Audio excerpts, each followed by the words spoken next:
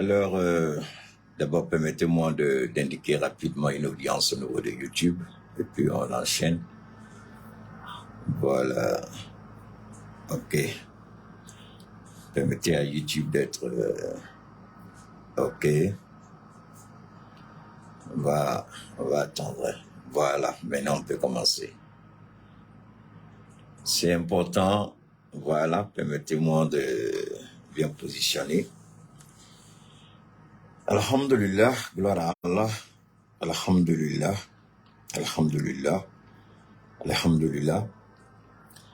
Nous allons essayer de reprendre là où nous avons laissé hier. Hier, malgré la mauvaise qualité de l'image, autant pour moi, on a eu une fin un peu difficile, la fin de l'intervention. Il y a eu beaucoup d'attaques. Et puis, il y a eu un appel qui a été la goutte d'eau qui fait déborder le vase. Donc, automatiquement sur Facebook, le volume a été coupé. Donc, on n'a pas pu terminer. Mais on va essayer de faire un petit cocktail d'infos pour permettre à chacun, ceux qui n'étaient pas là hier, bien entendu, et ceux qui ont commencé à nous suivre, de pouvoir regarder de près ce qui se passe. Nous sommes en duplex. Hein? TikTok, ce sera tous les soirs, Inch'Allah. Mais nous sommes sur YouTube et puis Facebook. Je voudrais d'abord commencer par... Beaucoup de gens ont réagi par rapport à ce que nous avons dit hier concernant cette histoire d'aide humanitaire. La question qui se pose à nous et la question que nous voudrons porter à la connaissance du peuple du Niger, nos frères, nos parents, nos amis, nos époux et nos épouses,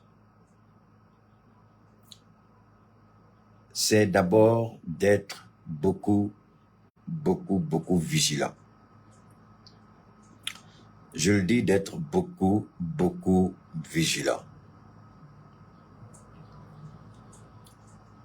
La question qu'on doit se poser, une question aussi simple, c'est quelle est la nature véritable de cette aide dite humanitaire?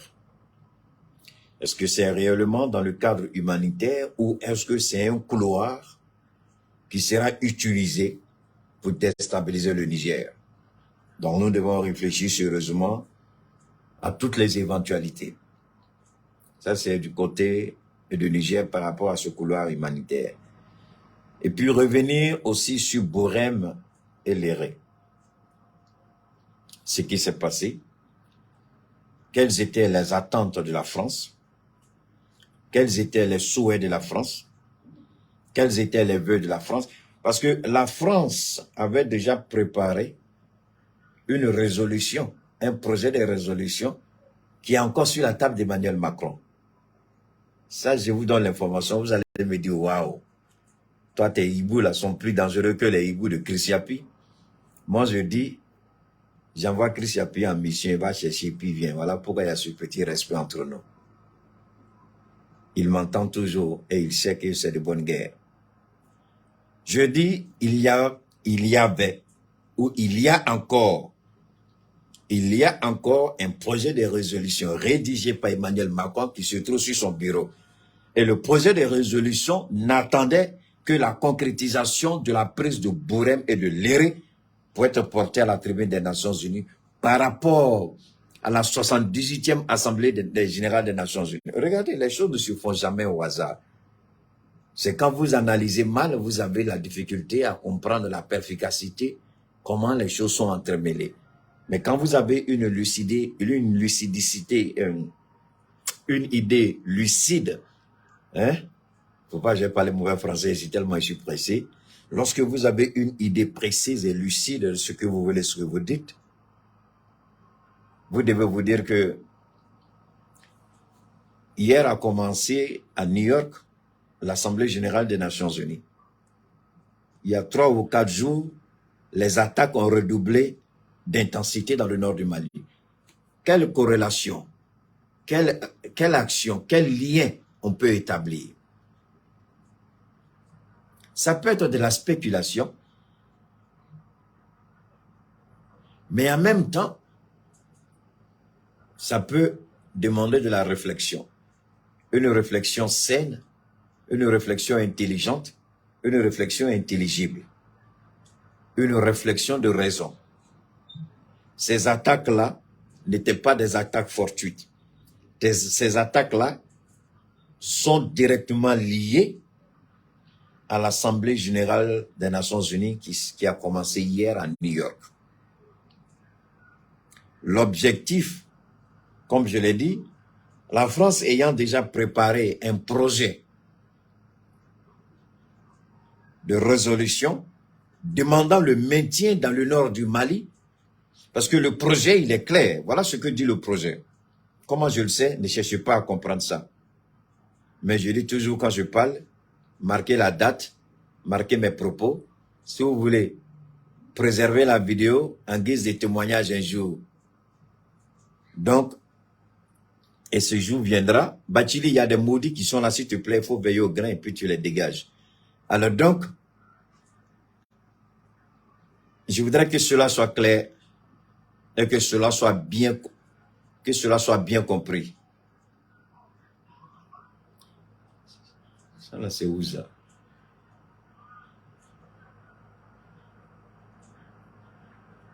Ok. J'ai cru entendre la voix d'un bébé.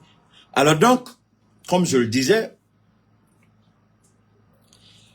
le projet de résolution a été rédigé en tenant compte d'un certain nombre de paramètres pour dire que vous ne pouvez pas gérer la sécurité sur l'ensemble de votre territoire. Nous allons demander aux Nations Unies de rester dans le nord du Mali et vous pouvez gérer le sud du Mali. Donc, il y aura une zone tampon que les forces onusiennes dirigées par la France vont établir au Mali. Donc, couper de facto le Mali et donner cette fameuse République de la Zawad aux rebelles criminels et assassins, des pervers et des tordus, des enfants de l'enfer. Voilà l'idée. Voilà l'idée. Voilà ce qui a été préparé contre le Mali. La partition du Mali, en rejetant, voilà, je vous dis, si vous écoutez bien, vous allez comprendre tout de suite que ce que je dis, ce n'est pas de bidon. Je n'ai pas le temps de lire les commentaires, c'est fini. Je ne lis plus les commentaires. Maintenant, ceux qui veulent insulter, prenez votre temps. Ça se retournera contre vous-même parce que personne ne sera là pour vous répondre. Alors donc, prenons le temps et écoutons. Écoutons. La CEMA décide de se retirer des accords d'Alger et multiplie les actions de provocation et déclare même la guerre. Quel est l'objectif d'une rébellion de déclarer la guerre? Sachant bien que cette rébellion se cache derrière la population pour mener ses attaques terroristes. N'est-ce pas pousser l'armée malienne à commettre des actes dans lesquels, évidemment, les victimes collatérales seront nombreuses, les victimes civiles, les victimes non combattantes. Donc ainsi, confirmer ce que les ONG ont toujours dit de l'armée malienne, persécution, exécution, assassinat ciblé. Voilà la raison fondamentale de toutes les attaques. Vu qu'ils n'ont pas eu gain de cause sur papier, vu la détermination, parce qu'avec un président civil, ce qu'ils appellent le pouvoir démocratiquement élu, ce serait beaucoup plus facile pour eux d'atteindre leurs objectifs. Mais avec un pouvoir militaire souverain, avec la bénédiction du peuple, Voilà des dignes fils qui disent « On ne vous permettra plus de venir piller et voler nos États ». Donc, aussi bien les rebelles que l'ancienne puissance coloniale malfaitrice, maléfique, satanique, diabolique, Sodome et Gomorrhe ressuscité, la France, parce que la France avait donné suffisamment d'informations aux rebelles, à qui encore la France a demandé de s'allier à un certain nombre de groupes terroristes pour avoir plus de force, pour être en mesure de pouvoir riposter aux attaques, sinon répondre, ou du moins contre-attaquer et ne pas attendre que l'armée malienne vienne. Toute cette stratégie d'alliance avec les groupes terroristes, les informations sur le bateau, le trajet des renforts, l'attaque de Bourem, de Léré,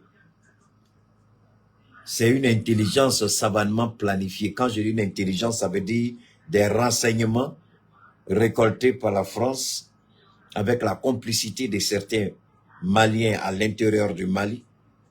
C'est eux-là qui donnent ces informations parce qu'aujourd'hui, il y a des informations qu'on ne peut donner si on n'a pas les moyens satellitaires, des drones de surveillance ou des avions de surveillance. Et sachant que la France ne peut plus survoler ni l'espace aérien du Mali, encore moins celui du Burkina ou du Niger, dont la France a réussi à corrompre un certain nombre de nos compatriotes qui se sont laissés entraîner par le goût de l'argent. L'argent qui sonne. Et ils se sont mis au service de la destruction. Ils se sont mis au service de la désolation, du crime. Voilà pourquoi le Mali a connu ces attaques. L'attaque du bateau Tombouctou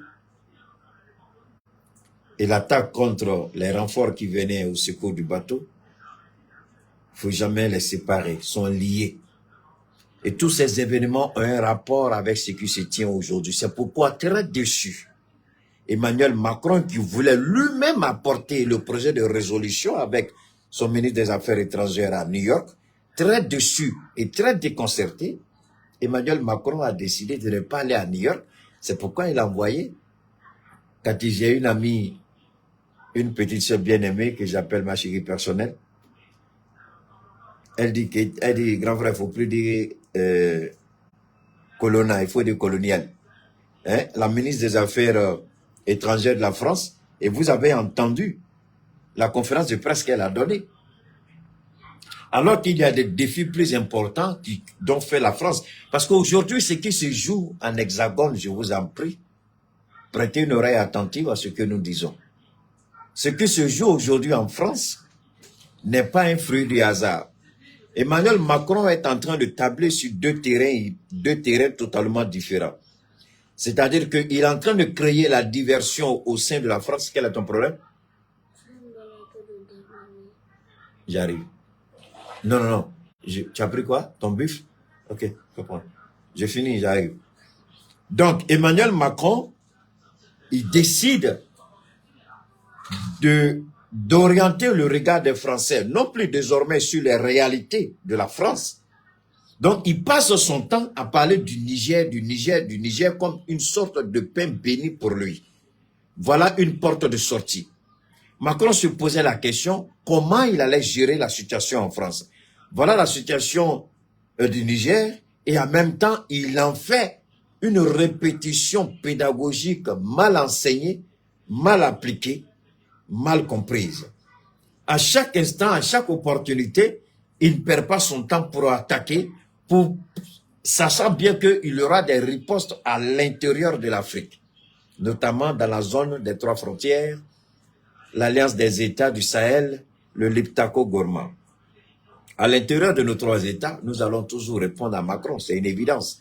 Donc Macron, il essaie de détourner l'attention du peuple français, le peuple qu'il a élu, le peuple qui lui donne un mandat de le gouverner. Donc il fait tout en créant, sachant bien qu'il table sur la situation au Niger. Il table, il fait exprès pour préoccuper le citoyen français à penser du sort des 1500 soldats français au Niger et de l'ambassadeur ainsi que de l'équipe diplomatique qui l'accompagne. Donc, il gagne en temps, il gagne une porte de sortie. Maintenant, la France est focalisée sur la situation de Sylvain Athé, l'ambassadeur exclu du Niger. Au lieu que la France se préoccupe des enjeux réels, l'attention de la population française est désormais rivée sur le Niger. Quelle stratégie? Petit Macron pervers idiot, tu n'as rien compris. Tu es en face de toi quelqu'un qui est plus adoubé, quelqu'un qui est adoubé d'abord par l'Éternel lui-même dans sa mission, quelqu'un qui est établi, quelqu'un qui maîtrise son sujet. Donc, quelqu'un qui ne perçoit aucun centime de la part de qui que ce soit, mais qui fait de façon extraordinaire son travail. C'est pourquoi, pervers petit président, les conseillers que tu payes à des centaines de milliers d'euros par an ne seront rien à côté de ce que j'aurai à dire. Moi, je sors une seule fois et puis je détruis le travail de toute une réflexion, de toute une équipe payée à des centaines de milliers d'euros sur le dos du contribuable français. Moi, je ne suis payé sur le dos de personne.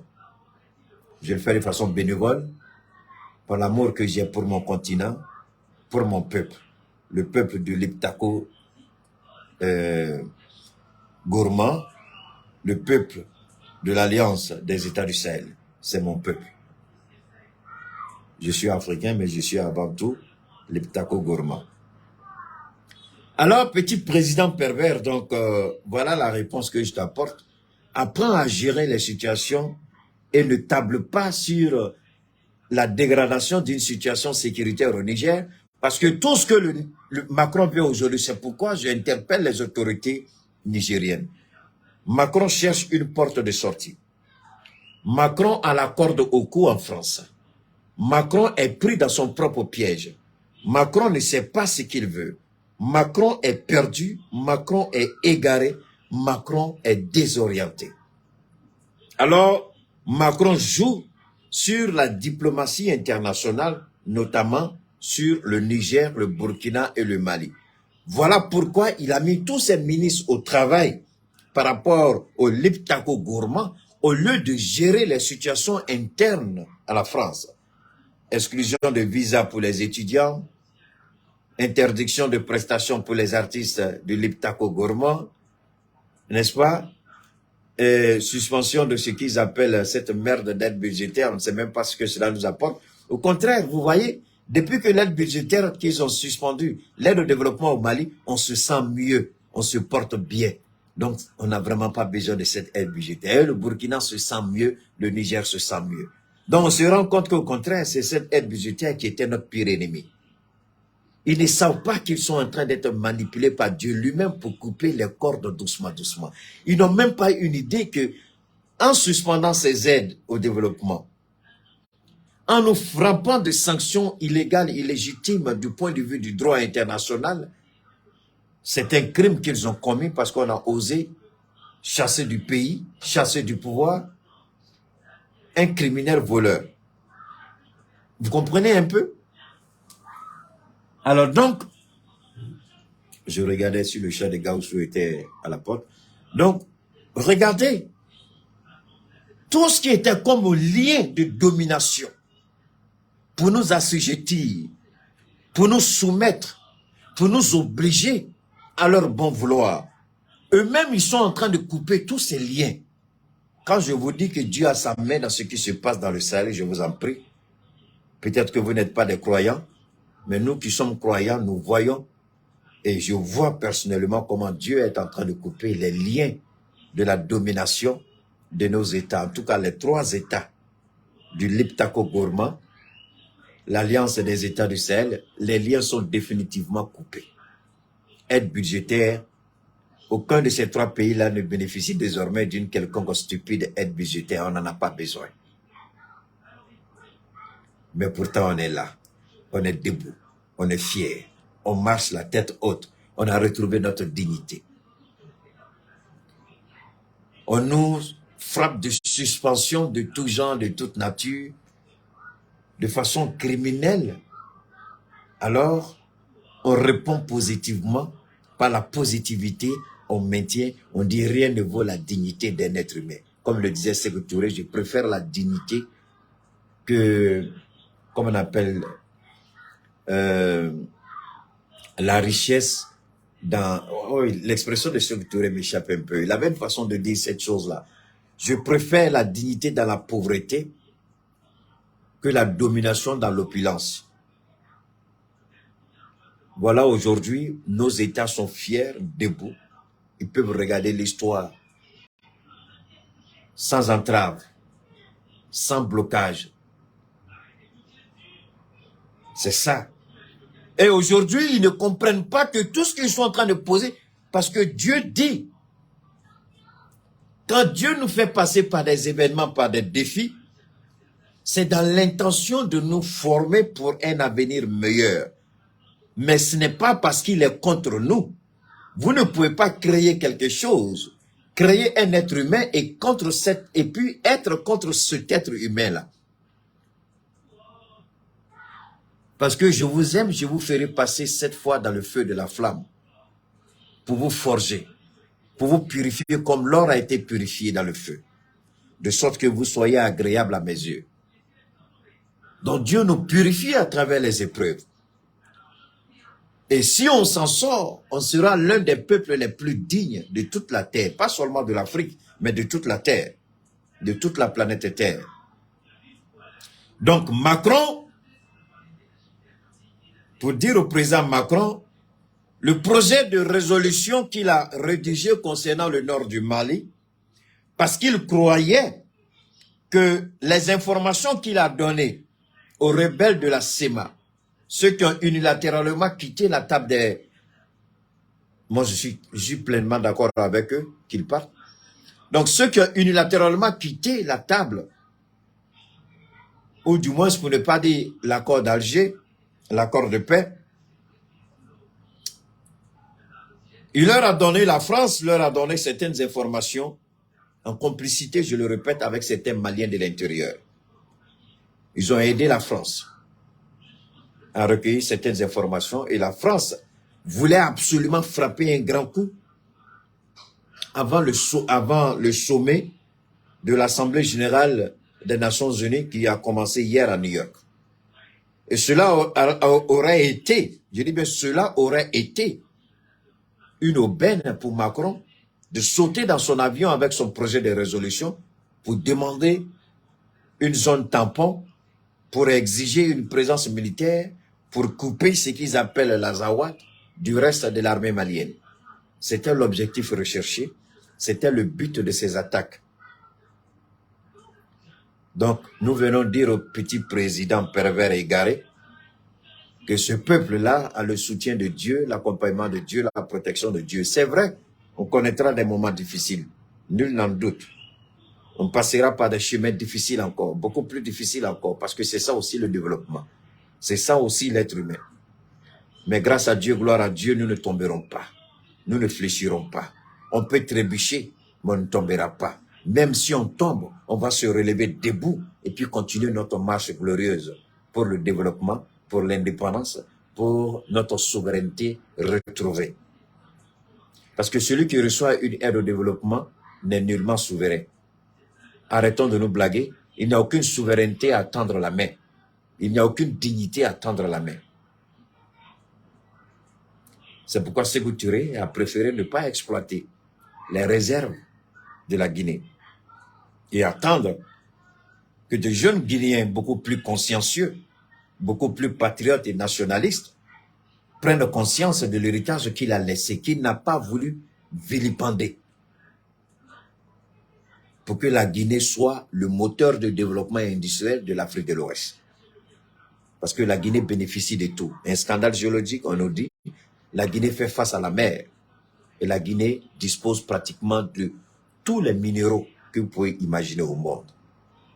C'est un pays qui est béni de Dieu, mais malheureusement, qui a eu des dirigeants indignes, irresponsables et inconscients pour nous permettre que le pays soit dans cette situation-là. Et le Mali, alhamdoulilah, on nous a menti, on nous a fait croire qu'on n'a pas suffisamment de réserves en minéraux, en gaz, en pétrole pour être exploité. Et que les investissements, écoutez bien, et que les investissements sont des investissements colossaux et qu'on ne peut pas investir tant d'argent et ne pas être en mesure de rentabiliser son investissement. Donc, on ne peut pas investir dans le nord du Mali. C'est ce qu'on nous a dit. Et on a tous cru à ça à un moment donné, que le Mali a peu et très peu de gisements, donc inexploitables, parce que les investissements seront trop importants et la rentabilité sera faible. On s'est rendu compte que c'était faux. Le Mali ne peut pas être à cheval entre le Niger et la Guinée, et puis j'oublie l'Algérie. Le Mali est à cheval entre le Niger, l'Algérie, la Guinée, et le Mali, je crois même le Maroc. Donc le Mali est comme un bassin. En d'autres termes, ce n'est pas moi qui le dis, hein. Les plus grands géologues aujourd'hui au monde sont d'accord que le Mali est un bassin. En d'autres termes, tout repose dans le fond du Mali.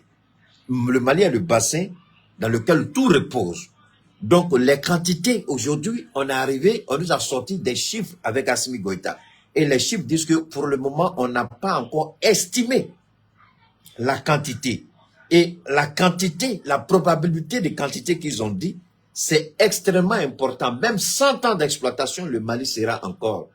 Le Mali n'aura même pas atteint la moitié de ses réserves. Même après 100 ans d'exploitation, le Mali n'aura pas atteint la moitié de ses réserves. 100 ans d'exploitation, le Mali n'aura pas atteint la moitié de ses réserves. Je dis bien 100 ans d'exploitation, le Mali n'aura pas atteint la moitié de ses réserves. Donc, ce sont des réserves qui sont estimées à plus de 200, 300 ans d'exploitation. Pour le Mali seulement, je vous le dis, parce que c'est un bassin. Tout repose dans le fond. Mais chacun connaît ça, non? Il faut prendre un produit, ou bien de la poudre, ou bien du sable. Il faut mélanger avec de l'eau. La couleur de l'eau va changer. Mais regarde le fond. C'est là-bas que tout va se poser, dans le fond. Le Mali, c'est ça. Le Mali, c'est le bassin dans lequel tout est posé. Donc, les réserves sont inestimables pour le moment. On a découvert ça avec Assimi Goïta. La France nous l'avait caché.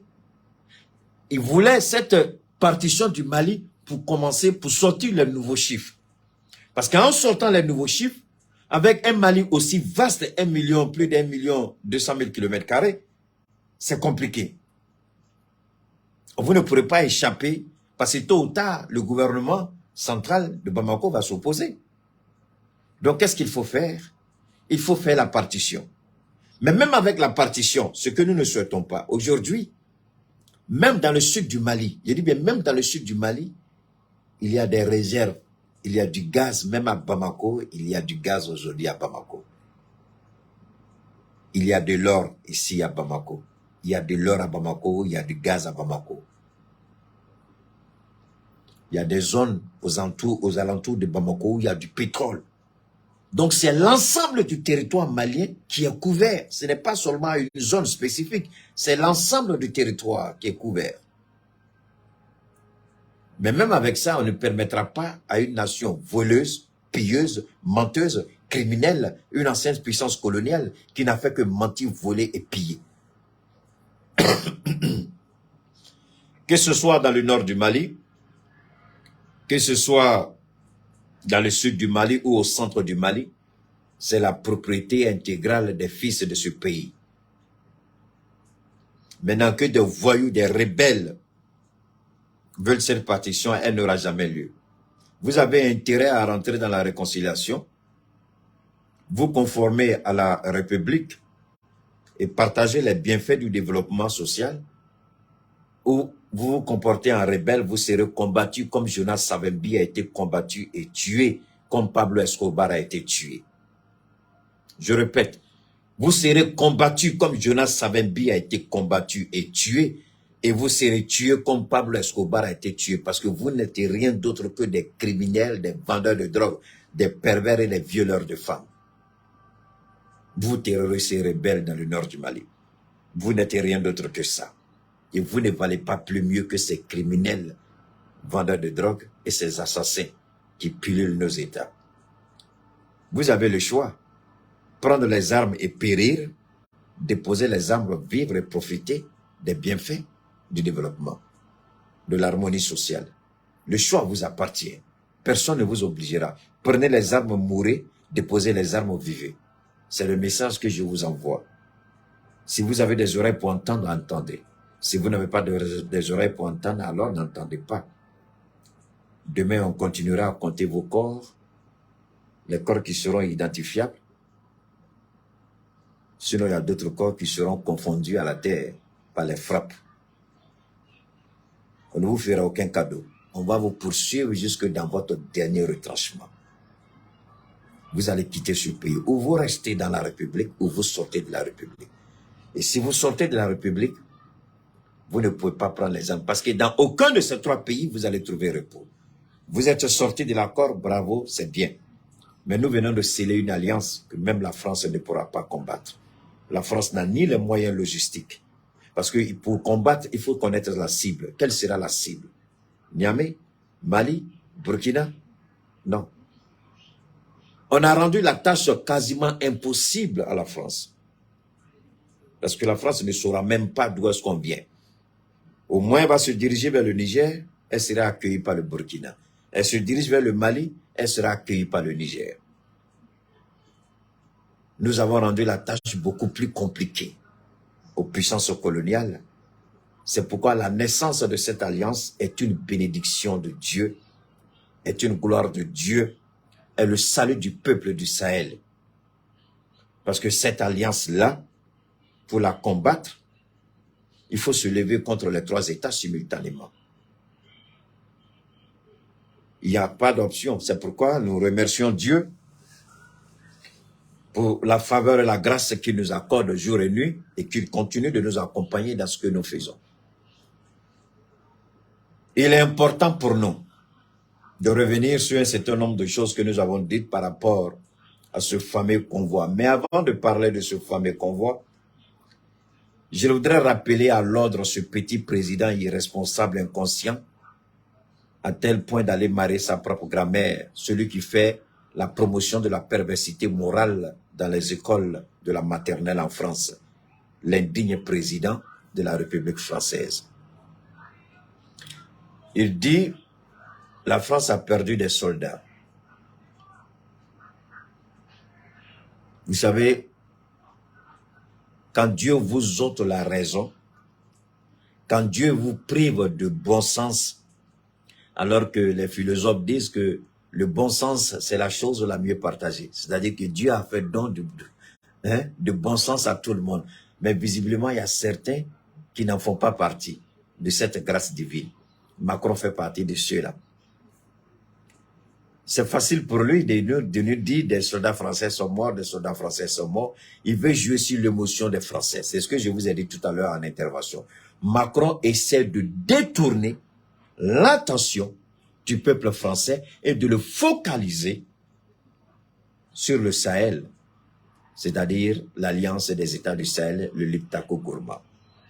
Pour les nouvelles personnes qui viennent de nous prendre en marche sur YouTube, n'oubliez pas de vous abonner sur ma page Keita Cheikh Oumar, c'est YouTube. Abonnez-vous, suivez-nous, notez notre page, partagez sur toutes les plateformes des réseaux sociaux et dans tous les groupes que vous connaissez. Si vous estimez que ce que nous faisons vous intéresse, c'est instructif, c'est important, alors accompagnez-nous. Du côté de Facebook, continuez de vous abonner sur la page Cheikh Oumar Keita, Facebook. N'oubliez pas de nous suivre, abonnez-vous, suivez-nous, aimez la page, la cloche de notification, vous l'actionnez, les pouces bleus, vous nous notez et vous partagez tout ce que nous faisons sur toutes les plateformes des réseaux sociaux. Si vous appréciez, partagez dans tous les groupes et faites découvrir la page Cheikh Oumar Keita Facebook à vos amis et connaissances, à vos collègues et voisins, ainsi que notre page YouTube Keita Cheikh Oumar. On a commencé hier avec notre page TikTok. Là-bas aussi, c'est Keita Cheikh Oumar. Pour ceux qui sont sur Facebook, allez vous abonner sur YouTube. Ceux qui sont sur YouTube, allez vous abonner sur TikTok et Facebook. Ceux qui sont sur TikTok, allez vous abonner sur YouTube et Facebook. Alors, on continue. Il dit, chaque fois qu'il se rappelle des soldats qui sont tombés, Il joue maintenant sur l'émotion des Français, sur la sensibilité des Français. Il a de la peine à parler. Mais vous voyez la manipulation psychologique, la manipulation émotionnelle, la manipulation de la communication. Ça, Emmanuel Macron, c'est un spécialiste de la manipulation psychologique et de la manipulation émotionnelle. Je dis bien, Emmanuel Macron, c'est un spécialiste de la manipulation émotionnelle et psychologique. Manipulation de la communication, et il travestit les informations, il manipule la vérité et il ment. Oui, je suis d'accord, mais pour que la France soit la France, il a fallu que des Africains aillent sacrifier leur vie, ce qu'on appelle les tirailleurs sénégalais. Nos grands-parents, nos arrière-grands-parents qui ont été forcés, nos arrière-grands-parents qui ont été forcés d'aller se battre en 39-45 pour sauver la France. Et quand ils ont demandé leur dû, ils ont été liquidés par la France. Mais comme Dieu est le Dieu de la justice, il se souvient toujours de ses enfants. Alors Dieu s'est rappelé que des Africains sont morts pour la cause de la France lors de la Première et la Deuxième Guerre mondiale. Hitler a tué, on parle aujourd'hui du génocide des Juifs, mais personne n'a entendu, personne n'a fait un film sur le génocide des Noirs. Personne. Parce que le noir a été acculturé. Parce que le noir a été travesti. Parce que tellement on nous a manipulés dans la conscience, je ne vois même pas un noir acteur de cinéma. Je ne vois même pas un noir chanteur. À part nos griots. Et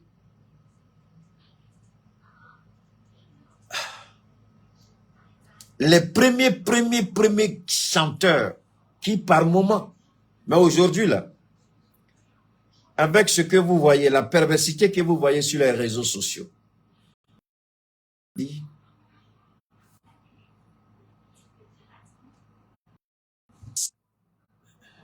j'espère que le son passe, hein, parce qu'ils sont en train de perturber. Alors donc, vous voyez, c'est la perversité.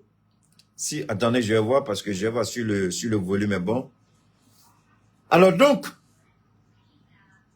je vous en prie, regardez si le volume est bon du côté de Facebook. Facebook, si le volume est bon, donne-moi une seconde. Il y a eu un appel tout à l'heure qui a interrompu notre intervention au niveau de Facebook. Si le volume est bon, on continue. J'ai mis les... C'est bon? Ok. Le volume est bon? D'accord. Si le volume est bon, donne-moi une seconde. J'attends... Ok, merci beaucoup les gars. Ok, maintenant je... Alors donc, ce qui est important, ce qui est fondamental, quand vous regardez les Lolo Beauté, les Emmanuel Keïta, les Emma Loès, toute cette perversion qu'on voit sur les réseaux, pour ça, c'est en train de... On est encore dans la domination coloniale. On veut faire comme le petit blanc. Quand vous regardez l'émission d'Emmanuel Keïta, je me pose la question, comment on peut être acculturé jusqu'à ce point? Comment on peut se perdre jusqu'à ce point? Et quand je regarde Emma Loès, qui fait Bachelor, son émission de Bachelor, qu'elle a, c'est du copier-coller par rapport à une émission qui passe aux États-Unis. Je regarde, j'ai dit voilà, avec cette perversité morale et intellectuelle, avec ce complexe psychologique, avec ce complexe d'infériorité, comment on pourra défendre, nous, notre intégrité demain, notre intégrité culturelle, notre souveraineté morale, notre souveraineté culturelle, comment on pourra la défendre? Je ne parle même pas encore de souveraineté territoriale. On ne peut pas. C'est malheureux, c'est ça. Sinon, nos parents sont morts, ils ont donné leur vie pour la survie de la France. Nos parents ont été déportés pour aller faire une guerre dont ils ne connaissaient ni les tenants ni les aboutissants. Et ils sont morts. Alors je le disais, quand vous regardez ces gens-là se pervertir sur les réseaux, mais il y a un élément fondamental qu'on oublie. Il y a un élément fondamental qu'on oublie. Je n'ai vu aucun Africain faire un film sur le génocide des Africains. Les tirailleurs qui ont été envoyés faire cette guerre-là. Comment Hitler les a tués. Parce que Hitler disait qu'il ne mourrait pas. Parce que beaucoup, quand ils partaient à un autre gris-gris. Hein, donc on tire sur eux, ça passe pas. Mais comment il y a beaucoup... J'ai pas envie de dire ça ici. Il y a des gens qu'on attachait, quand les Allemands prenaient les Noirs et qu'ils tirent, ça ne rentre pas, on attache un pied à un véhicule, un autre pied à un autre véhicule, un bras à un véhicule, un autre bras, 4 véhicules, et puis on le démembre. C'est comme ça qu'on tuait la plupart des Noirs qu'on attrapait, qui sont morts pour le compte de la France. Où on les prenait, on les mettait dans les chambres à gaz, on dit ceux-là, ils ne meurent jamais. On les tue, on les voit. Tu les tues, ils viennent. Donc pour eux, ils ne mourraient jamais. Je vais m'arrêter là pour ce soir. On va reprendre, Inch'Allah. D'ici là, portez-vous bien.